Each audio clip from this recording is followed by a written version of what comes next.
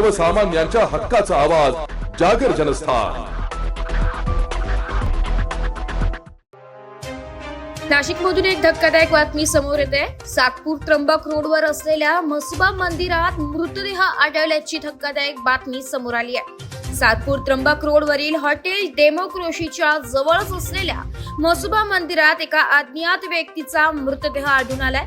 हा मृतदेह आढळून आल्याने परिसरात एकच खळबळ उडाली आहे। याबाबत घटनास्थळी सातपूर पोलीस स्टेशनचे कर्मचारी दाखल झाले व मृतदेह शवविच्छेदनासाठी नाशिकच्या जिल्हा शासकीय रुग्णालयात रवाना करण्यात आलाय।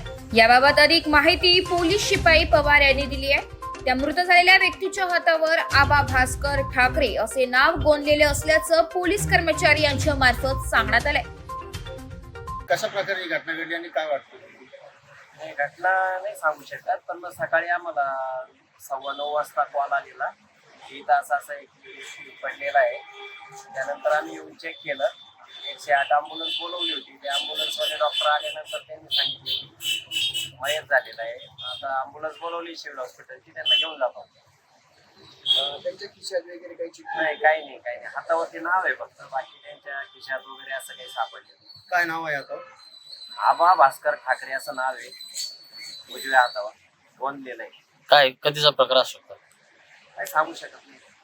काही ओळखीचे वगैरे नागरिकांना वाटतंय का असं? नाही, असं कोणी काही बोललं नाही अजून।